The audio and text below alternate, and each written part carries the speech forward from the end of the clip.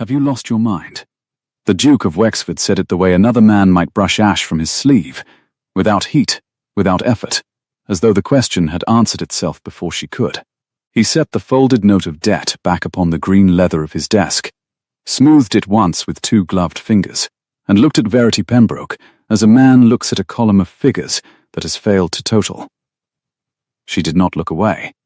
That was the promise she had made herself on the cold drive across town, while the March rain ran silver down the carriage glass and the crocuses shivered purple in the square below his windows. Whatever he said, however he said it, she would not look away first. "I am told it is a common condition this time of year," she answered. "Spring fevers. I assure you, Your Grace, I have never been more in possession of my wits than I am at present." The fire had burned low in the grate behind him, banked and orderly, throwing no warmth as far as the chair she had been permitted to take. The room smelled of beeswax and cold ink, and the faint bitterness of the snuff-box at his elbow. Everything in it had been arranged by someone who had never once been surprised in his life. The Duke himself was the handsomest thing in it, black hair, a jaw like a closed door, a mouth that might have been made for laughing, had anyone ever taught it how. Beauty, she thought, was wasted on a man who used it the way he used the poker, to keep distance. "Then I shall speak plainly," he said, "since you are well. Your father borrowed £4,000 of my late father to drain the low meadows and replant the Pembroke orchards. The drainage failed. The orchards, I am given to understand, were a sentiment rather than an enterprise. The note falls due on Lady Day. That is the 25th of this month. 11 days, Miss Pembroke. Should you require the arithmetic?" He turned the heavy signet on his smallest finger, a quarter turn, and let it settle. "On the 26th, Pembroke Hollow and its acres come to me. They march with my own land at Wexbourne. It is, I will own, a tidy outcome. For me. And for the 40 souls who work my father's land, they will work mine instead. I am not a monster, whatever the dowagers tell you over their tea." He almost smiled. "I am merely solvent." Verity folded her hands in her lap so that he would not see the one thing her body wished to do, which was to make a fist. Beneath her glove, against the heel of her palm, she could feel the small, hard shape she had carried all the way from the hollow. Her father's grafting knife in its worn horn sheath slipped into her reticule that morning the way another woman might have carried a vinaigrette. She had not meant to bring it. She had not been able to leave it on the hall table. "I have not come to plead, Your Grace." "No?" One dark brow rose. How refreshing. They generally weep in that chair. The upholstery has grown accustomed to it. "I have come to propose a trade." It was then that he laughed, if the small exhalation through his nose could be dignified with the word, and said it again, more softly, almost kindly, which was worse. "Have you lost your mind?" And Verity Pembroke smiled. She had not planned to. The smile arrived of its own accord, the way the sun sometimes broke for an instant over the hollow's wet hills and gilded everything and then was gone, and she felt it change the room a half-degree before she had decided whether to allow it. The Duke's hand went still on his ring. "You find this amusing," he said. "I find it familiar. My father was told he had lost his mind when he proposed to graft a French pear to an English thorn. The thorn was wild, and the pear was tender, and every wise man in the county agreed the thing could not take." She drew a slow breath. The air tasted of his cold hearth. "We ate from that tree for 19 years, Your Grace. I buried a basket of its fruit with him in the autumn." She let the word buried sit between them, and did not flinch from it. "I have a proposal that will pay your £4,000 with interest and cost you nothing but patience. You are at liberty to call it madness. You are not at liberty to call it weeping." For the length of 3 heartbeats the Duke of Wexford simply regarded her, and the fire ticked, and somewhere below them a door closed, and a horse stamped on the wet cobbles of the mews. She had the brief, vertiginous sense of having interested him, and the certainty, just as quick, that to interest a man like Wexford was to be filed, considered, and shelved. "Go on," he said. I am told patience is good for the constitution. Try mine. So, she told him.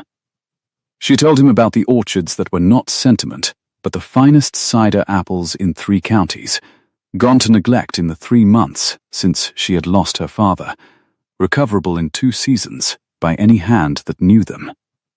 She told him she would restage the planting, take the windfall to the new press at Wexbourne he was too proud to know he owned, and render his £4,000 and a 5th part again by the 2nd harvest, if he would only let the note stand and take a share of the yield in the place of foreclosure. She spoke in the crisp, level voice she used with stewards and bankers, the voice that gave nothing away, and underneath it, where he could not follow, ran the other voice, the one that had walked those rows at dawn since she was 6 years old, and knew every tree by the particular way it held the light. When she had finished, the Duke was quiet a moment. Then he rose, crossed to the window, and looked down at the rain as if it owed him an explanation. "You propose," he said, "that I, a peer of this realm, enter into trade with a woman over apples. I propose that you be paid. The trade is incidental." "It is not incidental, Miss Pembroke. It is the whole of it." He did not turn. The grey light flattened him to a silhouette, and for an instant, only an instant, she saw the long bones of his shoulders set as though against a weight, and thought how very alone a man might be at the top of so cold a house. Then he turned, and the impression was gone, ironed flat by the face he wore. "My father indulged yours because they were boys together at Harrow, and sentiment is a disease that runs in the blood. I have had the better physician. The answer is no. Pay me on Lady Day in coin, or do not, and let the calendar settle it like a gentleman. I have not a 10th of it in coin, and you know it. Then we understand one another at last." He inclined his head, a fraction, the courtesy of a man closing an account. "I will ring for Dunmore to see you to your carriage. The streets are filthy this time of year. Mind your hem." And that would have been the end of it. The note, the calendar, the 11 days, the cold civil ruin of everything her father had grafted with his own 2 hands, had the door not opened without a knock. Am I interrupting a hanging? The man who came in brought the spring with him. That was Verity's first disordered thought, that he had walked straight up from the country and not bothered to shed it, that there was mud drying on his boots and weather in his coat, and the green smell of cut hedge clinging to him, where his brother smelled of beeswax and ash. He was younger than the Duke, broad through the shoulder in a way that had been earned rather than tailored, and where Wexford was a closed door, this man was a window left carelessly open.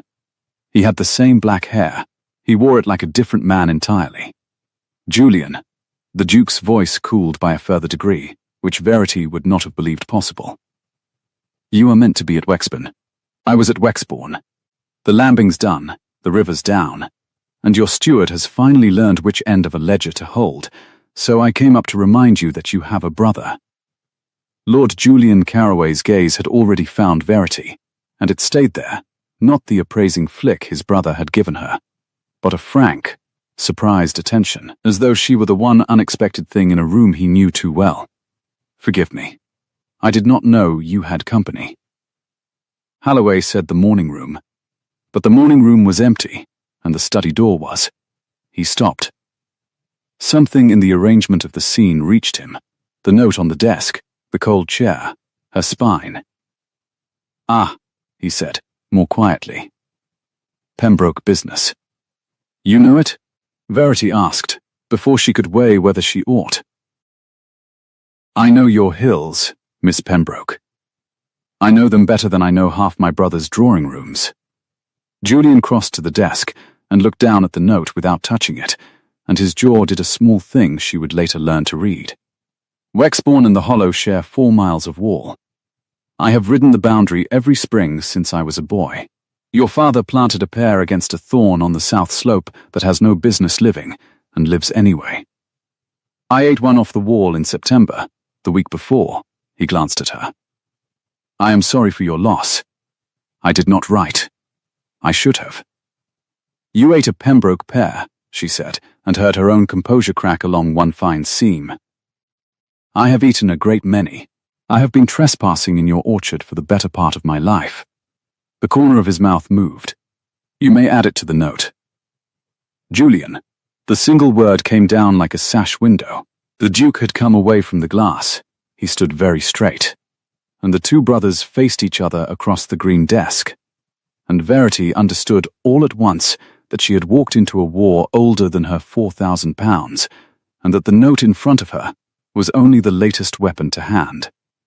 Miss Pembroke was leaving. Her affairs are settled. Are they? Julian did not look away from his brother. Settled how? In the customary way. The calendar will have the land on the 26th. For a moment, Lord Julian said nothing at all. Then he picked up the note, actually picked it up, against every rule of his brother's house, and read it through, his thumb moving once across the broken seal. And Verity watched the warmth go out of his face, and something steadier and older come into it. The look of a man taking the measure of a wall he means to climb. £4,000, he said, for the best cider land between here and the Marches, the press at Wexbourne standing idle, and 40 good tenants who voted your candidate in at the last by-election, Crispin, when you could not be troubled to canvass them yourself. He set the note down with great care, exactly where it had lain. You would foreclose on that. For tidiness. I would foreclose on it, the Duke said, because it is owed, and because sentiment is precisely the indulgence that put a coronet on our father's head and very nearly took the roof off it. You were too young to remember the bailiffs. I was not. I will not have them at this door, again, because a man cannot say no to an old friend's daughter and her basket of apples. She is not asking you to say yes to apples. She is offering to pay you. In promises, in labour and yield, which is how every honest fortune in this country was ever made, including the one you are sitting on. Julian's voice had dropped, but it had not softened. It had hardened the way water hardens, clear and cold and immovable. You scoff at her. I heard you through the door. Have you lost your mind to a woman who has done more arithmetic before breakfast than you have done since Cambridge? You forget yourself. No, said Lord Julian, almost gently. For once in my life I think I am remembering myself. It is a novel sensation. You will have to forgive me if I am clumsy with it. The Duke looked from his brother to Verity and back, and a thin, weary contempt settled over his beautiful face. The contempt, she thought, of a man who had expected to be disappointed and was gratified to be proven right. She has 11 days, he said, to Julian, as though she had left the room. If she finds £4,000 in 11 days, the note is discharged, and she may keep her thorns and her sentiment, and graft them to her heart's content. If she does not, the land is mine. Those are the terms. They are the only terms.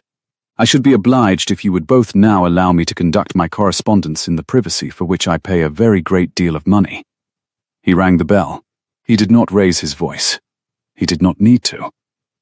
Verity rose. She gathered the small, heavy weight of her reticule against her palm, and she made the Duke of Wexford a curtsy of exactly the depth his rank required, and not 1 degree more, and she said, in the level voice that gave nothing away, 11 days, Your Grace. I shall not waste your upholstery. She felt, rather than saw, Lord Julian's eyes follow her to the door. The rain had thinned to a fine grey drift by the time Dunmore handed her down the wet steps, and the square smelled of soaked earth and coal smoke and, faintly, impossibly, of green, of the crocuses bruising open along the railings, of London insisting on spring against all the evidence. Mrs. Croft was waiting in the carriage with the rug across her knees and a hot brick gone tepid at her feet, and she took one look at Verity's face and pressed her lips together.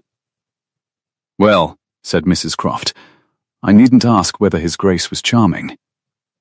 His Grace, said Verity, settling onto the cold squabs, was solvent.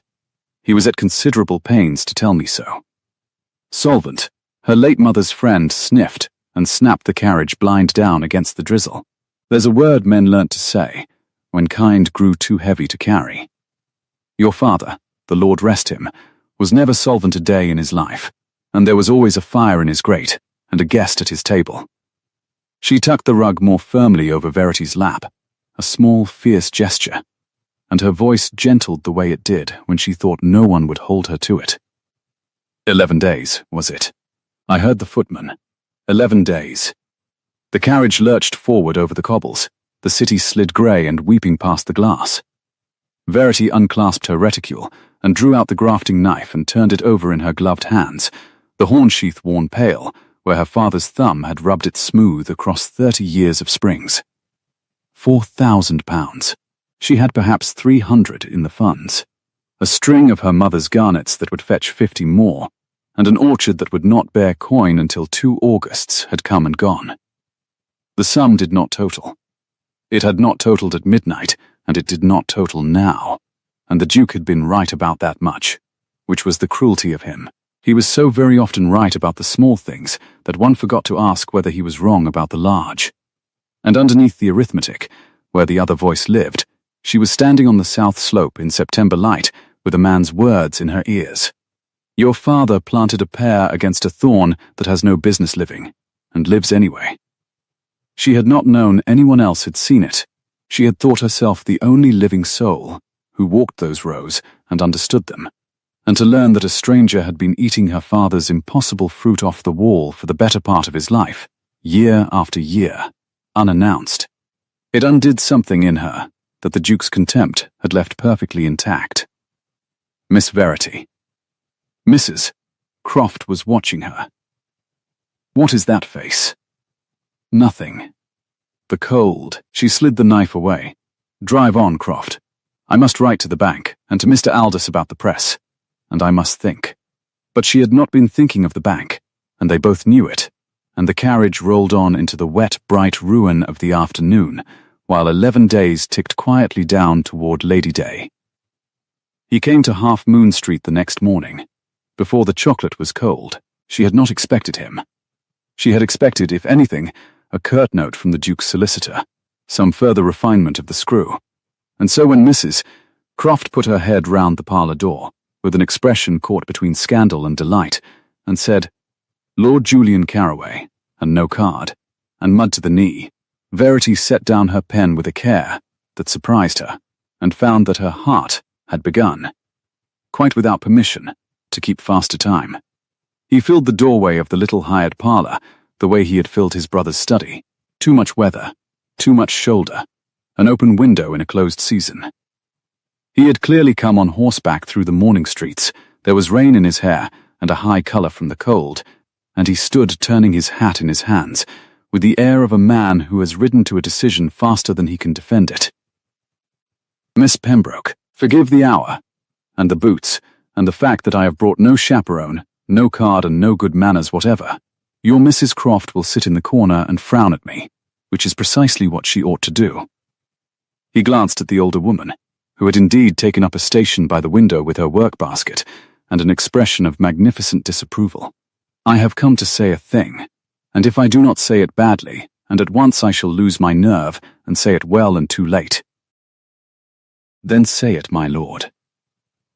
Verity remained standing. The grafting knife lay on the writing desk at her elbow, where she had set it down the night before. I have, as you may recall, 10 days to lose my mind in. I cannot spare much of one to courtesy. That startled a short laugh out of him, and the laugh was the most dangerous thing about him. It was entirely without cruelty, and she had grown so accustomed in one day to its opposite that the lack of it nearly buckled her knees. 10 days to find £4,000 you do not have, against a man who will not bend. Over land you will lose to him whatever you do. Unless... He stopped.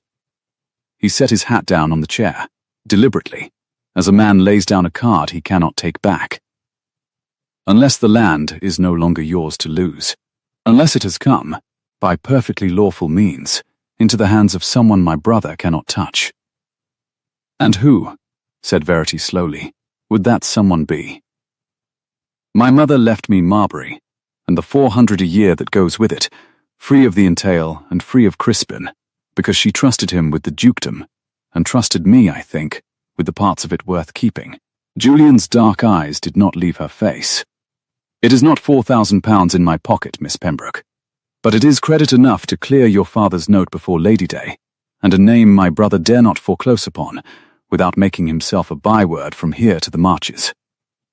Wexford will not ruin a caraway. He has spent 30 years teaching the world that we do not crack. He drew a breath, and for the first time the steadiness wavered, and underneath it she saw something younger and far more frightening than confidence. Hope. I am asking whether you will marry me. By special license, within the week, before the calendar can settle anything like a gentleman. I want your orchard, Miss Pembroke. I have wanted a thing of my own to build for longer than I can decently say. And I think you want a partner more than you want a rescuer. And I have no wish to be the second when I might be the first. The fire shifted in the grate. Mrs. Croft's needle had stopped entirely. Outside, a costermonger was crying violets along the wet street, the first of the season, his voice rising thin and hopeful through the glass. Verity looked at the grafting knife on the desk, at the horn worn pale by a vanished thumb, and then at the impossible man standing in her parlour with mud to his knee and his whole reckless heart in his face, offering her the one outcome no wise person in London would call anything but madness. And she felt the smile begin again, low and certain, the way the sun broke over the hollow's wet hills. You understand, she said, that your brother told me, not one day ago, that I had lost my mind. I was there, said Lord Julian. I have been thinking about your answer ever since. My answer, said Verity Pembroke, and reached for the knife, and closed her hand around it the way her father had taught her to take hold of a living thing she meant to keep, is that I should very much like to hear how a special license is got. Sit down, my lord. Croft the chocolate. We have a great deal to decide, and 10 days in which to decide it, and I find I have not lost my mind after all. She set the knife down between them on the table, blade sheathed, an offering and a bargain both. I have only just begun to use it. Mrs. Croft brought the chocolate in a pot that had been her late mistress's, and set it down between them with the air of a woman laying out terms of surrender, and took up her station by the window again, where she could frown at the back of Lord Julian's neck. The cups steamed. The violet seller's cry had moved off down the street and faded under the rattle of a dray. Special licenses, said Julian, pulling a chair up to the writing desk without being asked, are got at Doctors' Commons, from the Archbishop's office, for the sum of £5 and the appearance of respectability. The first I have. The second we shall have to manufacture between us. He turned one of the cups upright and looked at it with frank suspicion. Is this the very small sort of chocolate, or may a man drink it? You may drink it. I make no promises beyond that. Verity sat, drawing the cup toward her, and did not touch it. £5 and respectability. And how long? 2 days to swear the affidavit, perhaps 3. Then we are married whenever and wherever we please. No banns, no waiting, no 3 Sundays of the parish staring at your bonnet. He set the cup down. The lightness went out of his voice the way a tide goes out, all at once, and leaving the shape of the thing it had hidden. Which gives us, against your 11 days, a margin of perhaps 6. It is enough. It is not comfortable, but it is enough. And on the day we are married, the note falls to me as your husband, and I discharge it against Marbury that same afternoon, before your Lady Day can do its worst. He leaned forward, his forearms on the desk, mud flaking from his cuff onto her blotting paper, and he did not apologize for it, which she found she did not mind. Crispin foreclosing on a tenant is tidiness. Crispin foreclosing on his own sister-in-law is a scandal he will swallow his own teeth before he risks. We use his pride against him. It is the only soft place he has, and it is enormous. It was good. It was, she thought, almost too good, the kind of plan that totaled cleanly on the first reckoning, and hid its errors in the second. She had spent a life learning that the cleanest sums were the ones to mistrust. And what do you have of it? She asked. He blinked. Have of it? My lord, I was raised by a man who never once took a thing for nothing, even when nothing was offered. because he said a debt, unnamed, was a debt that grew in the dark. She turned the cup a quarter turn on its saucer, the way the Duke had turned his ring, and caught herself doing it, and stopped. You ride up from Wexbourne with mud to your knee, and offer me your mother's land and your good name to clear a stranger's debt. I will not believe it is for my eyes. So tell me true, before I sign anything, or swear anything. What do you have of it? For a moment he only looked at her, and the morning light through the rain-streaked window moved over his face, and she saw him decide to be honest the way another man might decide to step off a height. I told you. I want your orchard. He spread his hands. That is the whole of it, and it is shabbier than rescue, which is why I led with rescue. I am 21 years a younger son, Miss Pembroke. I have managed Wexbourne since I was 19, and Crispin signs the rents, and takes the credit, and calls me his steward to his friends, when he is feeling fond. I have made that land yield a third again what it did, and not one rod of it will ever be mine. Your hollow could be. We could be. His jaw did the small thing she had marked in the study. I would rather build a thing badly with a partner than manage a great estate well for a man who thinks me a sort of superior bailiff. That is what I have of it. It is selfish to the bone. I thought you would prefer it to a saint. I do, said Verity, and was alarmed by how much she meant it. Mrs. Croft's needle resumed by the window, a small dry tick, like a clock that had decided to approve. The first complication came not by the door, but by the window, the following afternoon, in the shape of a footman in Wexford livery, picking his way across the wet street, with a salver held flat against the drizzle. Verity watched him come from the parlour glass, her pen gone still over the letter to Mr. Aldous about the press.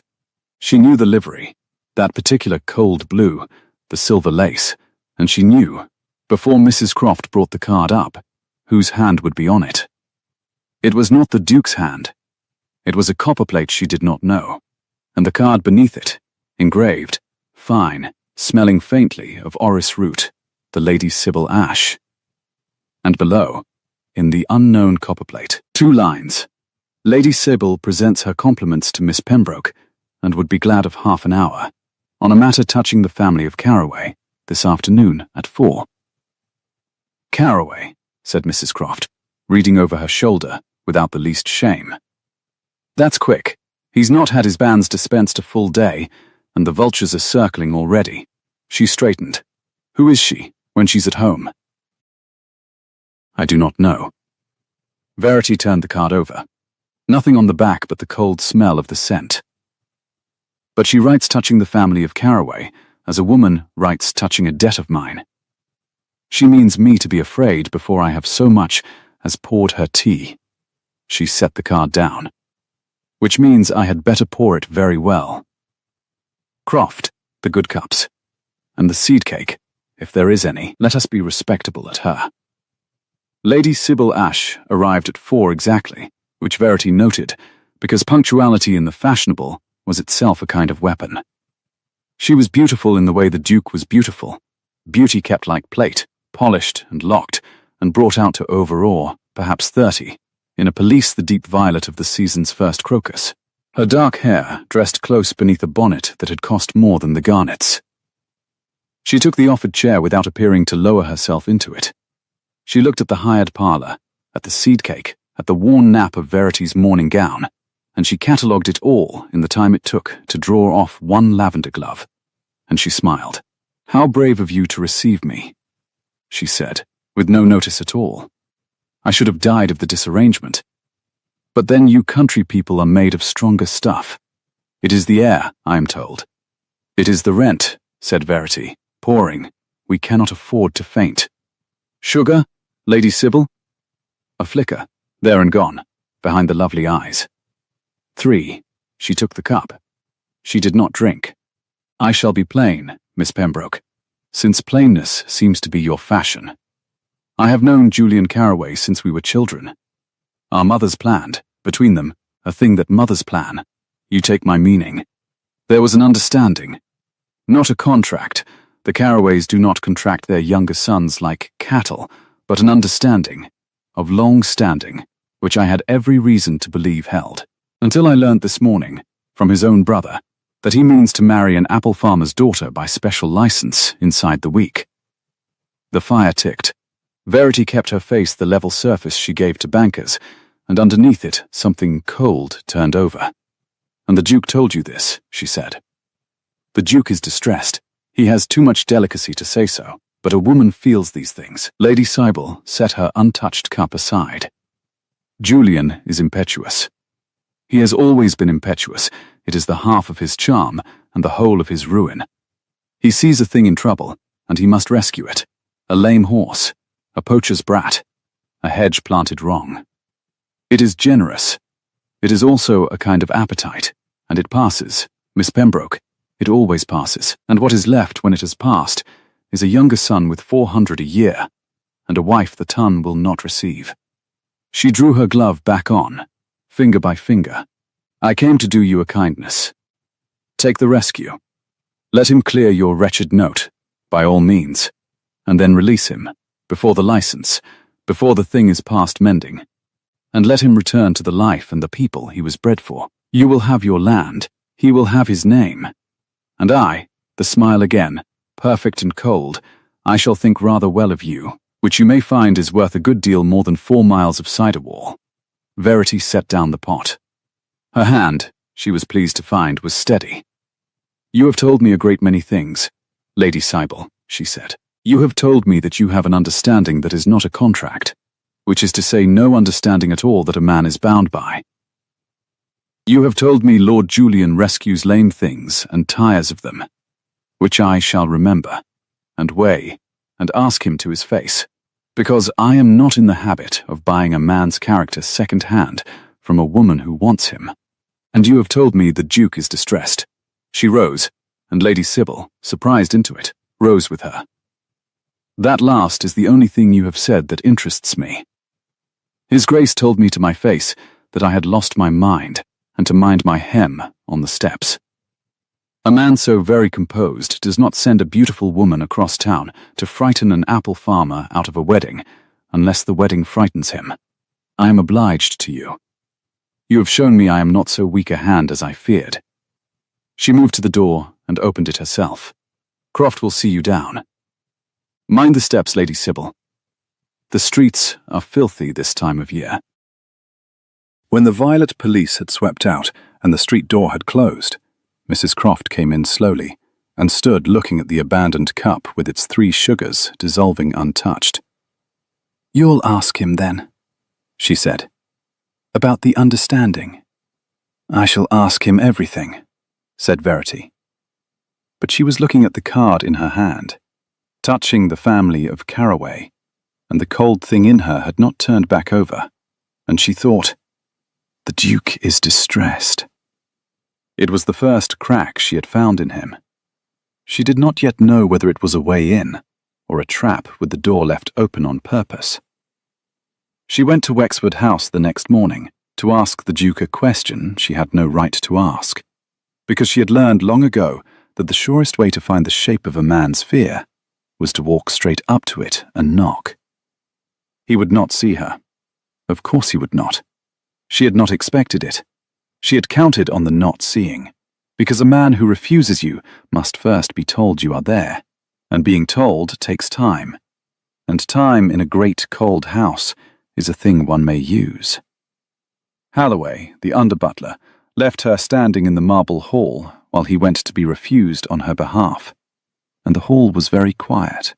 February cold, still though it was nearly Lady Day, the chamber fires unlit at this hour, her breath faintly visible, the smell of stone and old smoke and beeswax. And through a door left an inch ajar across the hall, the library, she thought, by the gilt of the bindings, she saw the Duke of Wexford, alone, not knowing himself seen. He was standing at a long table with a miniature in his hand, a small thing, oval, the kind a lady wears at her throat or a gentleman keeps in a breast pocket against the years.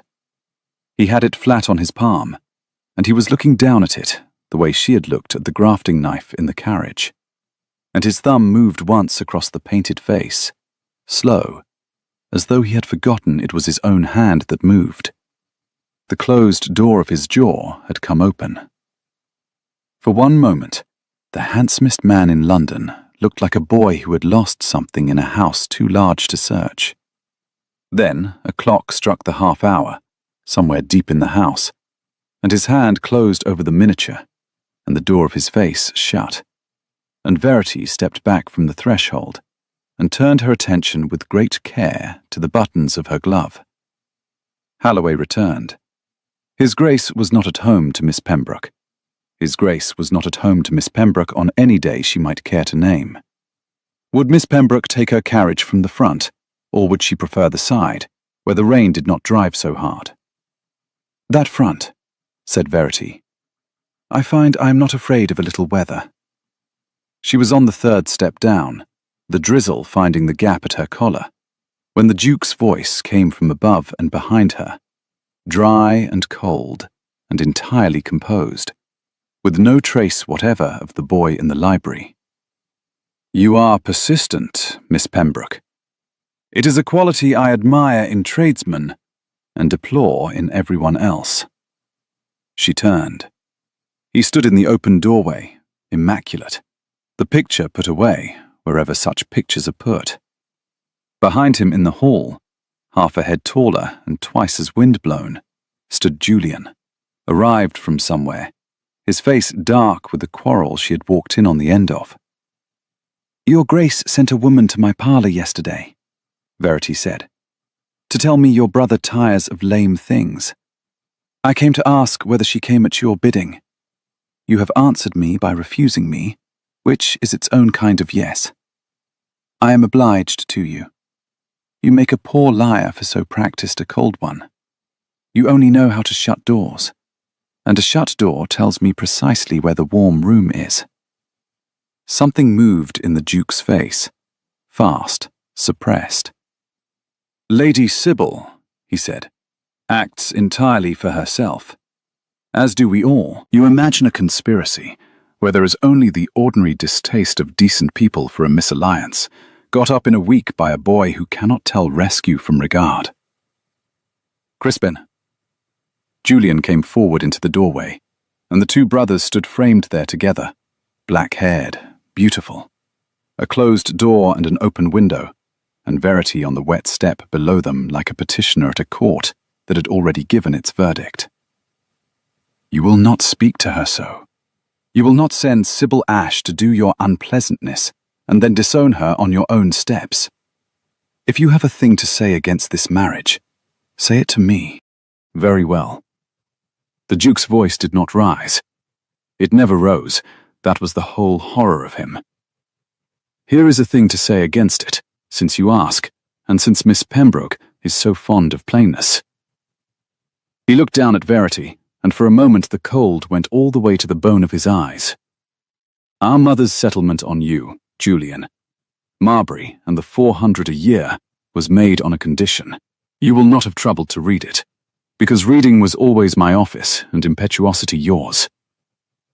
It provides that should you marry before the age of 25 without the consent, in writing, of the head of this family, the estate reverts to the dukedom." A pause, very slight, the pause of a man laying down a winning card face up, because the face up is the cruelty. "You are 23, brother. I am the head of this family, and I do not consent." The rain came down. Somewhere a gull cried, blown up from the river. Verity heard Julian draw a breath, as though the cold air had become a wall. "That is not true," Julian said, but it came out a half-second too slow, and she heard in it the terrible sound of a man who does not know whether the thing he is denying is true, because he never read the page. "It is in the deed box at Hartwell's, in the Strand, where it has lain since Mamma was buried," said the Duke gently. "Go and read it. Take Miss Pembroke. She does arithmetic before breakfast. By your account. She may check my figures. Marry her this week without my hand on the consent, and you marry her to a debt larger than her father's, you lose Marbury, you lose the 400, and you cannot clear her note after all, because you will have nothing left to clear it with." He stepped back into the warm dark of his hall, I told her she had lost her mind. I begin to think it runs in more houses than one. Good morning. Mind your hem. Miss Pembroke. I have asked you twice. The door closed. Not slammed, closed with a soft, expensive click. The sound of a ledger ruled off. Verity stood in the rain and looked up at Julian, who had come down 2 steps without seeming to know it, his hat forgotten in his hand, the colour gone out of his face, and something far worse come into it, doubt of his own ground.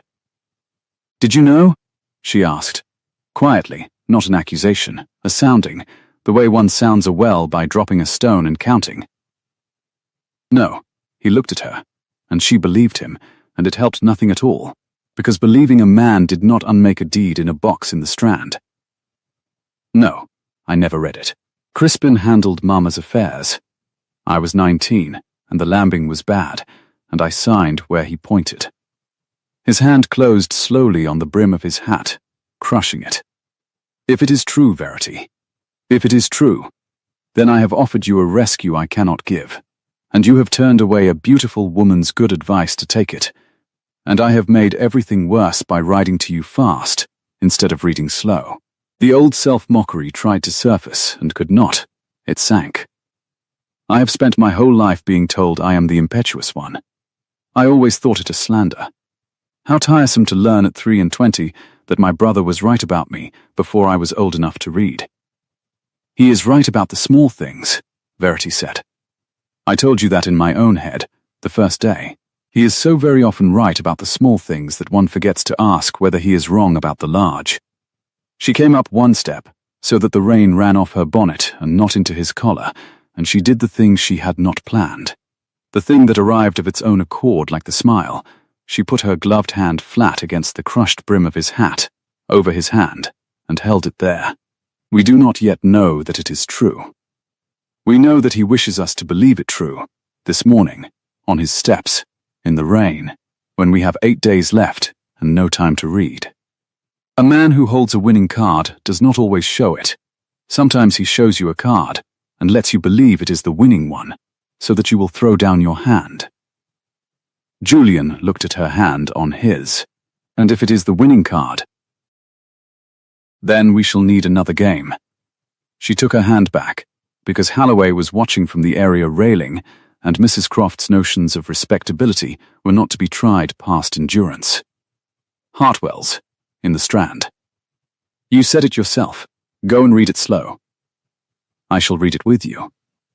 If the consent clause is real, I want to see the exact words of it, because deeds are written by men, and men, your Grace's brother chief among them, are forever leaving doors ajar without knowing they have done it. She started down the steps toward the carriage, and the violets were out along the square railings, purple and impossible against the wet black iron, insisting on spring against all the evidence. I saw something this morning, she said, half to herself, through a door he thought was shut. I do not yet know what it was worth. But he keeps a thing in that library, my lord, that the cold has not got to. And a man with one warm thing left is not so solvent as he would have us think. She did not tell him what she had seen, the small oval, the slow thumb, the face that had come open and shut again. She did not, she found, know yet whose it was, and a thing half seen was a thing best carried in the pocket a while, like a grafting knife, like a stone for sounding wells. She handed herself up into the carriage before the footman could reach her, and Mrs. Croft took one look at her face and pressed her lips together and said nothing at all, which from Mrs. Croft was a kind of roar. The Strand, Croft, said Verity. Hartwell's, the deed attorneys. And tell the man to spring 'em. We have 8 days, and a clause to read, and a brother who has just made one mistake. Which mistake is that? The carriage lurched forward over the wet cobbles, and the grey city slid weeping past the glass, and somewhere behind them in the cold house, a man stood alone in a library, with a door he had thought shut, holding the one thing he had not been able to leave on the table. He let me see he was afraid, said Verity Pembroke, and turned the grafting knife over once in her gloved hand, and did not smile. Not yet. Drive on. Hartwell's, the deed attorneys, kept a narrow house off the Strand, wedged between a print seller's window and a chop house, so that the smell of roasting mutton rose through the floorboards and married the dust of 40 years of parchment until the very air tasted of other people's secrets. A clerk named Mr. Pring led them up a stair that complained at every tread, his candle throwing their shadows huge across the wainscot, and unlocked a low room lined floor to ceiling with japanned deed boxes, each lettered in flaking gilt with the name of a family that had trusted this cold place with the shape of its future. "Caraway," said Mr. Pring, running a dry finger along a shelf. "Caraway, here, the dowager's box, my lord, came to us the spring she was buried, and has not been opened but twice since." He lifted down a black box the length of a forearm and set it on the baize, and the lid gave up a breath of must and old lavender that stopped Julian where he stood. "Twice," Verity said. She had marked the word the way she marked a figure that did not belong in a column. "When was the second time, Mr. Pring?" The clerk blinked at her, then at Julian, uncertain to whom a tradesman's daughter's question was properly addressed. "Why, Tuesday last, miss, His Grace himself. He had the box up the better part of an hour, and sealed it again with his own ring. I'd not have mentioned it, but as his lordship is named in the deed, there's no impropriety. None, at all," said Verity. "Pray, the candle nearer." The deed was a great sheet folded in four, the ink gone brown, the dowager's seal a wafer of cracked red at the foot. Julian spread it under the flame and read in silence, his lips moving once at the turn of the page, and Verity watched the thing she had dreaded on the steps in the rain do its slow work on his face. The draining, the steadiness, arriving too late to be of any use. "Read it aloud," she said gently. "All of it. I want the words, not your face." He read, "Provided always, that if my son Julian Caraway shall marry before attaining the age of 25 years, without the consent in writing, under the hand and seal of the head of the family of Wexford, first had and obtained, then the estate of Marbury, with its rents and appurtenances, shall revert wholly to the dukedom, and the said Julian shall take nothing thereby." He laid it down. The candle hissed in the draught from the stair. Word for word as he said it. I never read it. I have ridden past Marbury 1,000 times and called it mine in my own head, and it was never mine, it was a leash. Verity, with my name worked into the collar. She did not let herself feel it yet. Feeling was a thing one did later, in the dark, when the arithmetic was done. She drew the deed toward her and read it again herself, slowly, the way her father had taught her to read a graft, not for what it said, but for where it had been made to bleed. Under the hand and seal of the head of the family, she murmured, "First had and obtained." It does not say freely given, my lord. It does not say willingly. It says obtained, as a thing is got. She tapped the line with one gloved finger. "A door left ajar. I told you he leaves them. A door that wants my brother's signature," said Julian, "and my brother would sooner sign away his own teeth than give it me. Then we must learn what he would sign for." She turned the box toward her without asking leave, and Mr. Pring made a small sound of protest and thought better of it. Beneath the deed lay a banker's bundle, a child's coral teething ring gone yellow with age, and a single folded sheet worn soft as cloth at the creases from much handling. And the hand on it was not the dowager's careful copperplate, but a man's, bold and impatient. The late Duke's, she would have sworn it, for she had seen its twin not 3 days since, on the £4,000 note that sat upon his son's green desk. 3 lines showed above where her thumb fell. "The Pembroke debt is not to be pressed, in my life nor after it. For a reason my sons need not be told, and which Verity's mother would not have me set down, she read it twice before the name reached her, and went in like cold water. Verity's mother, her own mother, in the hand of a duke she had never once met, in a box in the Strand, lying beside a coral ring and a leash with a man's name in the collar. Miss Pembroke? Mr. Pring had his palm out. "That paper is not properly part of the Caraway, no," she said. "And let him take it, because the thing half seen was the thing best carried in the pocket, and her pocket had grown crowded of late. No. Forgive me. The light is poor in here. She came down the complaining stair with the figure of it ringing in her. The note her father had carried. The debt the old duke had sworn never to call. Called now by the son over his father's own forbidding.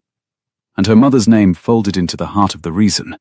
And no one alive, she might ask. Below, the chop house was loud with the dinner trade, all sawdust and tallow smoke and the clatter of pewter.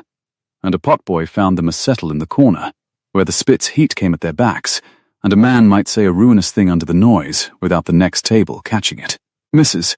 Croft installed herself at the settle's end with a glass of negus she had not asked for and did not send away, and surveyed the smeared board with the eye of a general inspecting ground she had no intention of yielding. Well, she said, I have buried a husband and 2 mistresses, and never yet taken my dinner in a chop house with a lord.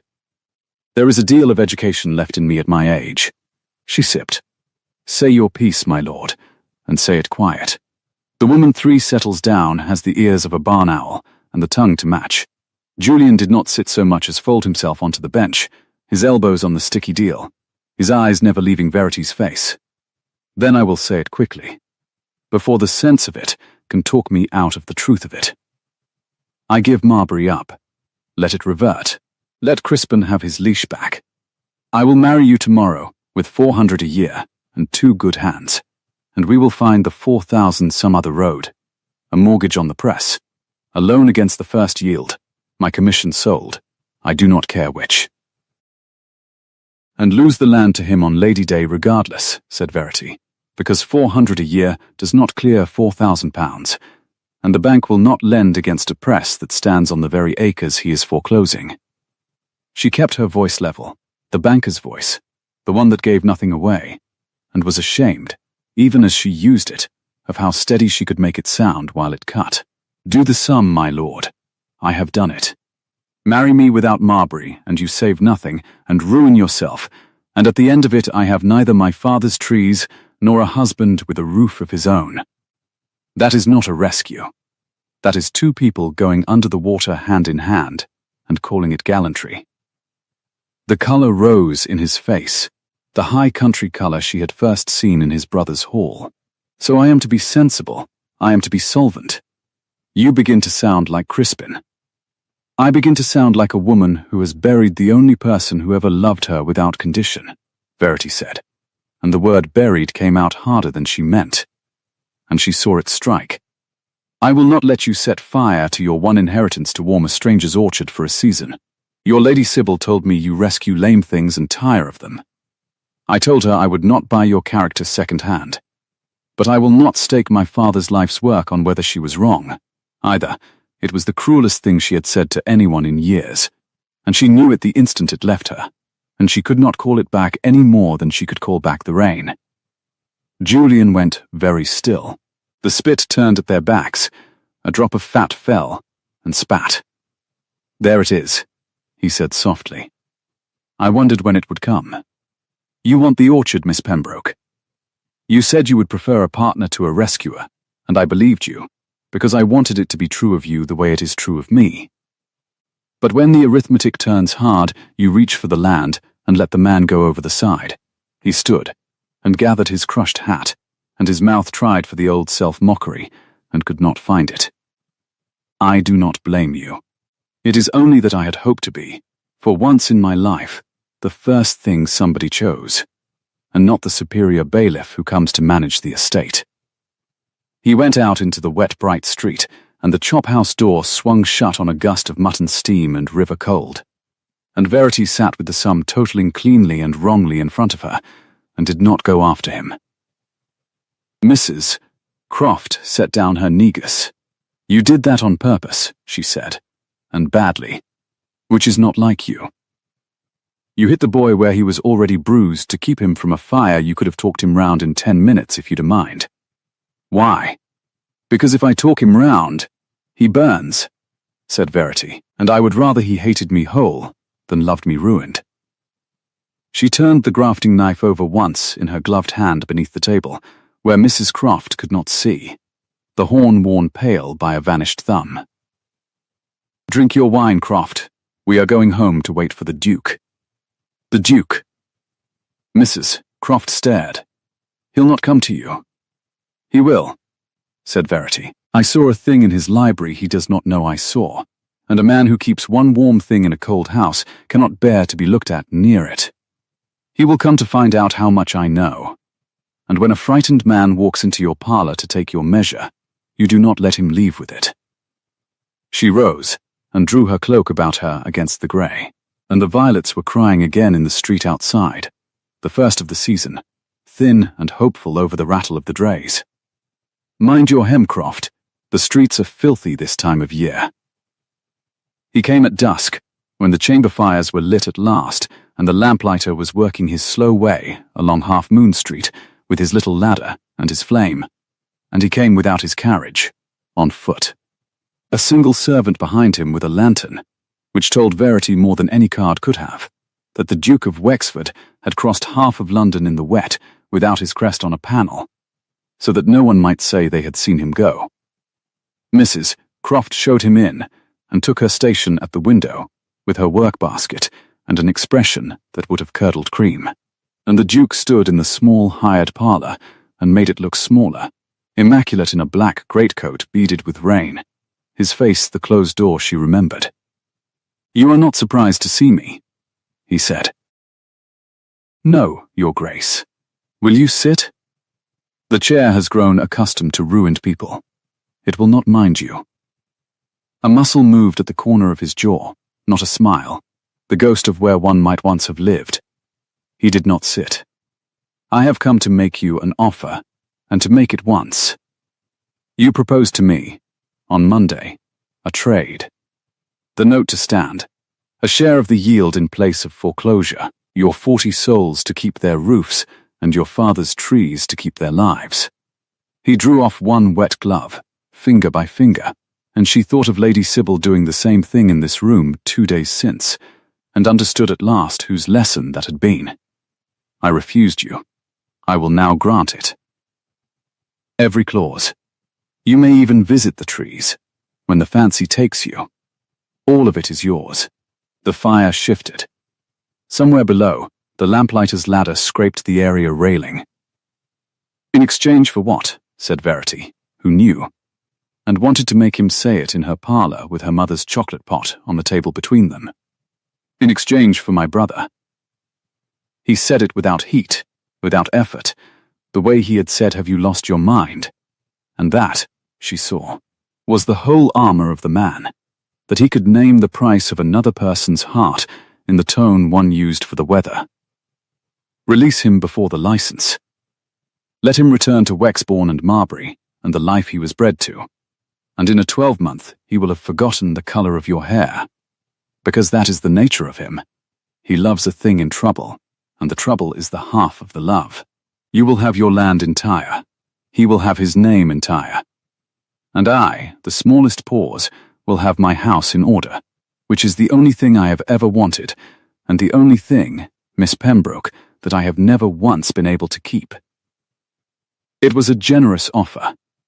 It was the precise shape of everything she had ridden to town to win. The tenants saved. The orchard saved. Her father's impossible pears living on the south wall for another 19 years, and it cost her only the one thing she had not known, until the chop house door swung shut, that she could not spare. She looked at the cold, beautiful face, and made herself think, slowly, the way one sounds a well. "You went to Hartwell's on Tuesday," she said, "up the complaining stair, to your mother's box, an hour alone with it, and sealed it again with your own ring. You did not go for the consent clause. You have known that clause by heart since you were old enough to read. You told me as much on your steps. You went for the other thing in the box." She watched him as she said it, the way Julian had taught her without knowing he was teaching her, watching for the place a man steadies himself, rather than guarding a thing. "I saw you in your library, Your Grace, with a small oval picture in your hand and your thumb across the face of it, on the morning you would not be at home to me. You looked, I thought, like a boy who had lost something in a house too large to search. I did not know then whose face it was." She let the silence stretch one beat, two. I think now it may have been my mother's. The Duke of Wexford went white. It was very quick, and very complete, and gone again almost before it had finished arriving. But she saw it, the door coming open and slamming, the same as in the library, and she knew she had thrown her stone down a deeper well than she had guessed. "You overreach," he said, and his voice was steady, and the steadiness cost him. She could hear the toll of it now, having heard the bell ring once. "What is in that box is the business of my family and of dead men, and you will leave it where you found it. My offer stands until Thursday noon. The land, or the man. You cannot have both. Whatever my impetuous brother has promised you with mud on his boots and his mother's deed unread in his fist." He drew his glove back on. "You have until Thursday. After that I withdraw it, and the calendar settles everything, like a gentleman. Good evening. Mind the steps, Miss Pembroke. They are slick." He was gone before she could answer, out into the lit blue dark, his servant's lantern swaying away down the street, and Mrs. Croft let out a long breath through her nose and said, "Well, there's a man who'd sooner be flayed than fond. What in heaven did your mother have to do with old Wexford?" "I do not know," said Verity, and her voice was not quite level, and she let it not be, here, with no one but Croft to hear. "But he kept her face 30 years in a box, and he is foreclosing on her daughter to be rid of the having of it. That is not solvency, Croft. That is a man drowning very tidily and charging the world rent for the splash." She had not finished saying it when the knocker went again. Once, hard, and Mrs. Croft, going down with her candle, came back up with her lips pressed white, and Lady Sybil Ashey's orris-scented card, and Lady Sybil herself a half-step behind it, who had passed the Duke's lantern in the street and read everything in it she needed to read. "How cosy," said Lady Sybil, sweeping in a pelisse the deep wet violet of the season, her bonnet pearled with rain. His Grace not gone 5 minutes, and his sister-in-law that was to be still warm in her chair. "I came to do you one last kindness, Miss Pembroke, and I see I am only just in time." She did not sit. She drew off a lavender glove and let her gaze travel over the chocolate pot, the deed papers, the grafting knife on the desk. "Julian is at Wexbourne. He rode out an hour ago in a temper a child could have read, and he told his brother's groom, who tells me everything, the dear creature, that Miss Pembroke wanted the orchard, and has it now, and I am well rid of the managing of her. So, you have wounded him into leaving, which is more than my advice could do. Whatever you said in that chop-house, I am obliged to you. You have saved me the trouble of the rescue running its course. You have come a long way in the rain," said Verity, very quietly, "to tell me a thing you might have written." "I have come," said Lady Sybil, "because the Duke has just offered you the land for the man. Oh, do not trouble to deny it. His face when he passed my chair told the whole of it, and I wished to be standing here when you took it. You will take it, Miss Pembroke. You are a sensible woman, and the sensible thing is the land. He will tell himself, in a year, that he was always going to tire of you.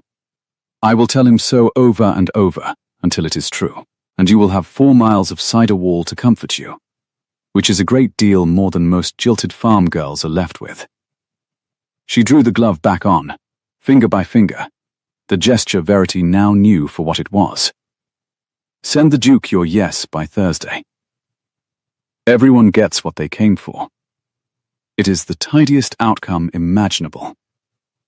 For everyone," and she swept out, violet and triumphant, into the wet bright dark, and the street door closed, and the lamplighter's flame guttered and steadied in the window glass, and Verity Pembroke stood alone in the little hired parlour, with her father's knife on the desk, and her mother's face in a stranger's box across the city, and the whole of her life narrowed to a single sum that would not total, however she worked it.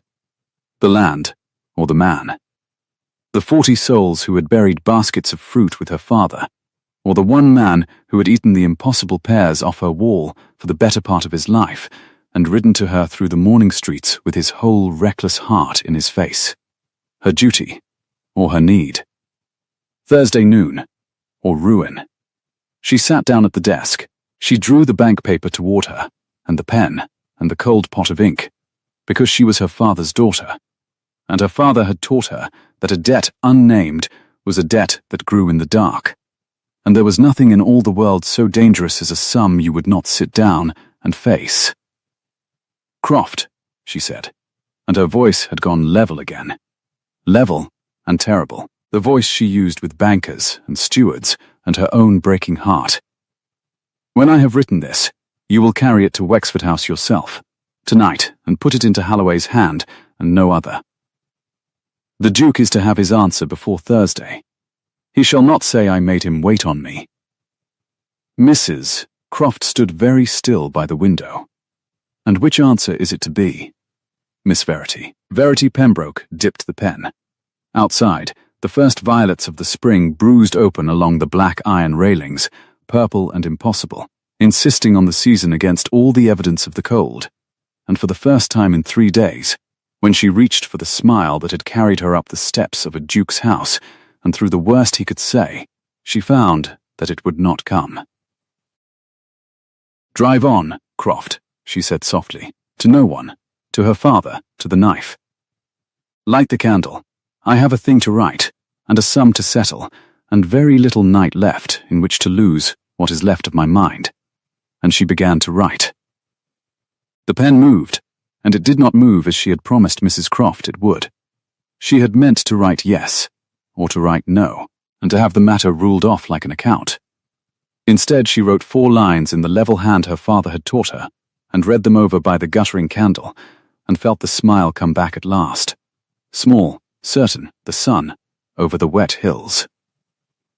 "Your Grace, I will give you my answer on Thursday, at noon, in your own library, and not 1 hour before. Be so good as to have your brother fetched up from Wexbourne. What I have to say is for the both of you, and for a third party besides, who has been 30 years silent and is owed a hearing." "V. Pembroke there," she said, and sanded it, and folded it, and pressed her father's old seal into the wax, a graft, 2 stocks bound, the only crest the Pembrokes had ever owned. "Carry that to Holloway tonight, Croft, into his hand and no other. And then we must hire a fast pair, for I mean to go down to Hartwell's at first light, and stand over Mr. Pring, until he lets me copy a thing he would rather I forgot." Mrs. Croft took the letter as a woman takes a lit fuse. "A third party," she said. 30 years silent. Verity Pembroke, what have you done?" "Nothing yet." She capped the cold ink. The lamplighter's flame swam in the black glass, and below it the first violets shut their purple against the dark. "But on Thursday, Croft, I am going to make the Duke of Wexford weep in his own library, where the upholstery is accustomed to it. And then I am going to make him glad of it. I do not yet know how I shall manage the second part." She rose, and the grafting knife caught the candle. "But I have time to spare no longer. A short night, and a long road, and a sum that has finally begun to total." Thursday came up grey and washed and smelling of the river, and the violet women were crying their baskets along Piccadilly when the Pembroke carriage turned in at Wexford House at 1:45. Verity had not slept above 3 hours in 2 nights. She had a copyist's cramp in her right hand and a folded sheet against her stays. Taken down word for word in Mr. Pring's complaining room with the chop-house smoke rising through the boards, and she had read it over so many times that the late Duke's bold, impatient hand ran behind her eyes when she closed them. She knew now what the box held. She knew whose face the cold had not got to. The only thing she did not know was whether the truth would open the man, or only arm him. Holloway took her cloak in the marble hall, and the chamber fires were lit at last, and there at the foot of the great stair, mud to the knee, his hat crushed in his 2 hands, and his face the grey of a man who had ridden through the night and not been asked in to warm himself, stood Lord Julian Carroway. "He had me fetched," Julian said. "Your letter." Holloway read it to him, and he went the colour of his own marble and sent a man down to Wexbourne at a gallop. He turned the ruined hat. "I came because you asked. Not because I have forgiven the chop-house. I have not. I am only weak."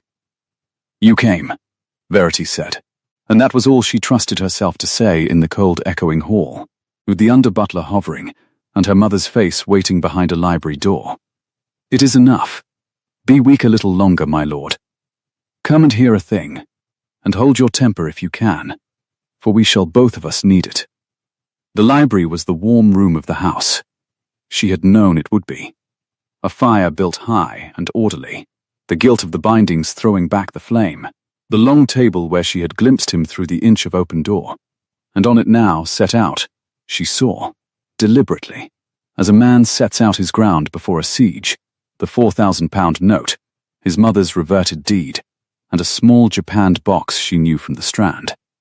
The Duke of Wexford stood behind the table in immaculate black, and his face was the closed door, and his eyes, when they came to her, had the particular flatness of a man braced for a blow he means to take standing. "You have your audience, Miss Pembroke," he said. "My brother, myself, and the furniture. You spoke of a third party. I see no one." "You see her every day." Verity drew the copied sheet from against her stays and laid it on the green leather, beside its original in the box, so that the two hands of the same dead man lay side by side. "Your father, Your Grace. He is the third party, and he has been 30 years without a hearing, and I mean him to have one in this room, in front of his sons, before the calendar settles anything like a gentleman." The Duke did not look at the paper. He looked at her. "You went back to Hartwell's. I copied what you sealed away. I had the right. My mother is named in it, and I am all that is left of her." She set her gloved finger on the line. "Read it, Your Grace." "Aloud. You made my Lord Julian read his leash aloud in this house. Read your father." For a long moment nothing moved but the fire. Then Julian crossed to the table, and before his brother could refuse or assent he took up the original in his own brown hand, against every rule of the house, as he had taken the note that first morning. And he read, and his voice was not steady. "The Pembroke debt is not to be pressed, in my life nor after it, for a reason my sons need not be told, and which Verity's mother would not have me set down. Let it be enough that I owe Anne Pembroke a thing no money will discharge, and that the 4,000 was never a loan but a gift dressed as one, that her husband's pride might take it. If my heir reads this, I charge him on my grave, leave the hollow its trees. It is the one good deed of a wasted heart, and I will not have it undone." Julian laid the sheet down very slowly. "Anne Pembroke," he said. "Your mother. Crispin, what is this?" The Duke of Wexford had gone white, the quick, complete whiteness she had seen twice now, the door coming open. But this time it did not slam. He put out one hand and steadied himself on the back of his chair, two fingers spread on the leather, and Verity, watching the way Julian had taught her, read it not as composure, but as a man holding to the only solid thing in a room that had begun to tilt. "My father," he said, and stopped, and began again lower. "My father loved your mother, Miss Pembroke. Before either of them was married, they were neighbours. He was at Harrow with your father, and he brought him home one summer, and your mother chose the friend, and not the lord, which no one in this family has ever managed to forgive her, least of all the man she refused." He drew breath. "He carried her likeness 30 years. I found it the week we buried him. I found this letter beside it, and I have hated that small painted face, Miss Pembroke, with a steadiness that has frightened me. Because my mother went to her own long rest believing herself second in her husband's heart, and she was right, and I watched her know it, year on year, in this house, and there was nothing I could do but keep the accounts and shut the doors. So you would foreclose on her daughter," Verity said, gently, not an accusation, a sounding. "To be rid of the having of her face in your house. To rule off the account."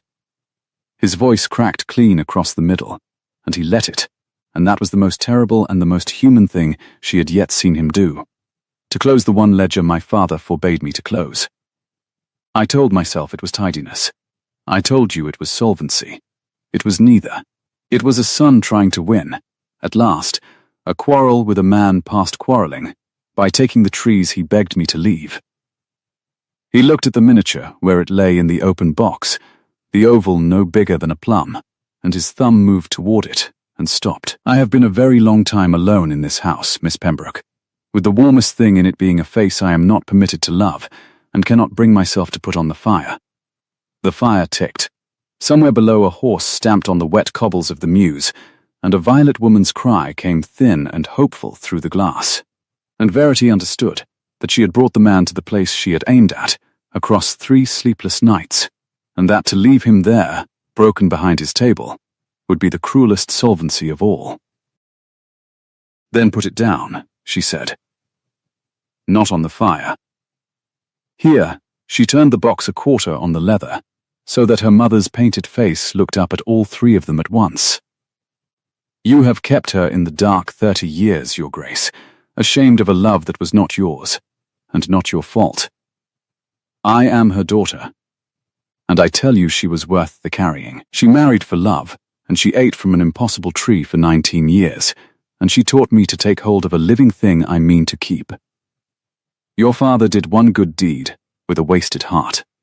Do not make his son's last act the undoing of it." Julian had not moved through any of it. He stood with the leash deed in his fist, and his eyes going from his brother to the small, bright face and back. And now he set the deed down and said, "Lo, Crispin, the consent. Mamma's clause. You held it over me on the steps to drive her off. Was that the quarrel too? Was I the trees?" "You were the thing I could still control," the Duke said, "in a house where I had controlled nothing that mattered. Yes, I held the clause, because holding it was the only power left me, and because I had decided, watching you ride to her with mud on your boots, that you would tire of her as the world tires of everything warm. And I would be proved right, and being right is the one comfort I have ever been able to keep." He passed a hand across his face, and when it came away the closed door had not shut again. It hung open on the boy in the library. "I find I no longer wish to be proved right. It is a colder house than even I had reckoned, the house of a man who is always right." Verity did not let the silence settle into ruin. She had learned that much from him, that a shut door tells you where the warm room is, and the warm room was open now, and a frightened man must not be allowed to leave with his own measure. She crossed to the table, to his side of it, into the ground he had set out for a siege, and she did the thing she had not planned, the thing that arrived of its own accord. She picked up the pen from his own standish, dipped it in his own cold ink, and held it out to him across his father's 2 letters and her mother's face. "Sign your brother's consent, Your Grace," she said. "Let the debt stand as your father charged you.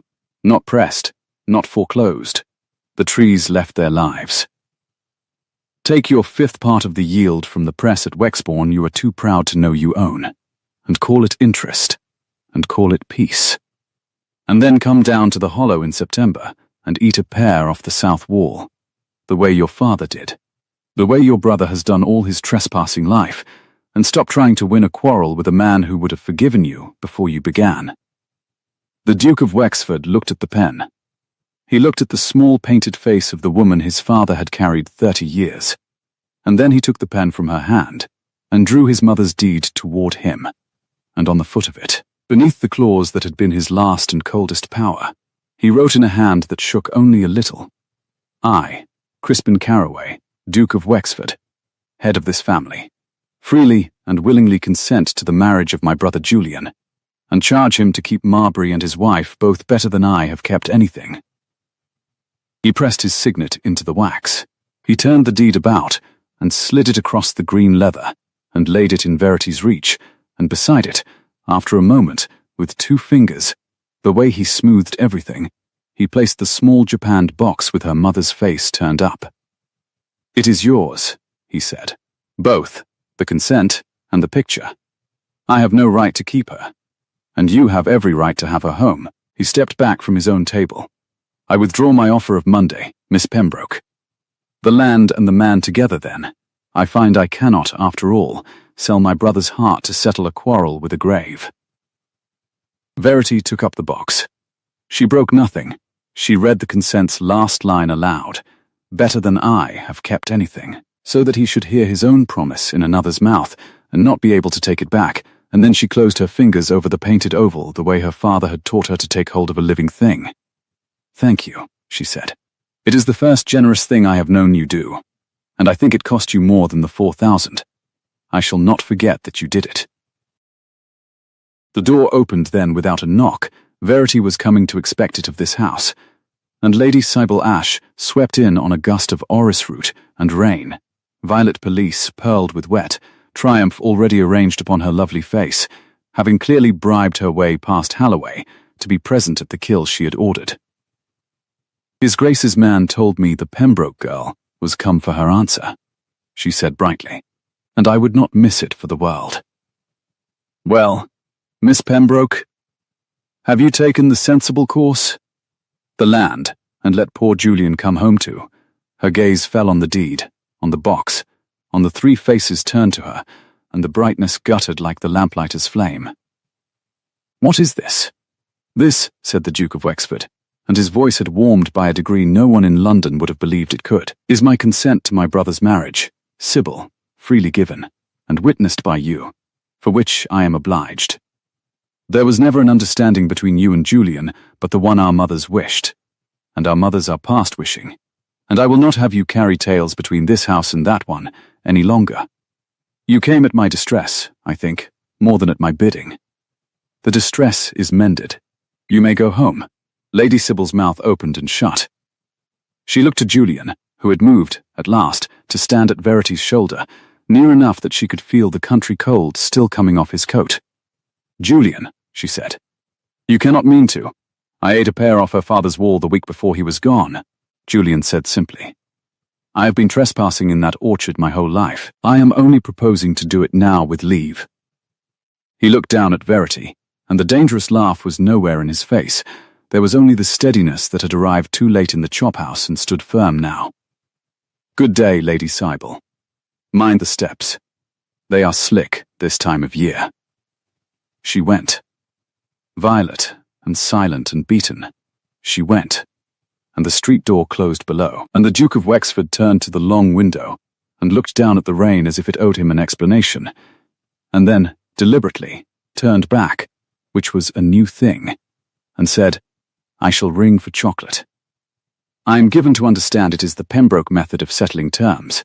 I have a great deal to learn, it seems, about doing business with people who pay in labour and yield. The ghost of where a smile might once have lived flickered, and, for the first time, took. Stay and teach me. Both of you. The house is warmer, with the door open. I had forgotten. But Julian had taken Verity by the hand and drawn her into the deep bay of the window, half behind the curtain, where the grey spring light fell on them, and the fire could not reach, and where a brother who was learning to leave doors open had the grace to busy himself with the bell. You hit me where I was bruised, Julian said. In the chop-house. On purpose, and badly. You said you would rather I hated you whole than loved you ruined. I have had 3 days to be furious about it.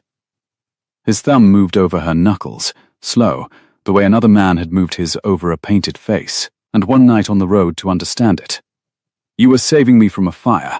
You have spent your whole life saving things, the trees, the tenants, your father's knife, a stranger's husband from his own gallantry. You are so very good at it that you forgot to let anyone save you. I do not need saving, Verity said, and heard her own composure crack along its one fine seam. I have told you. I wanted a partner, not a rescuer. I know. I have not come to rescue you.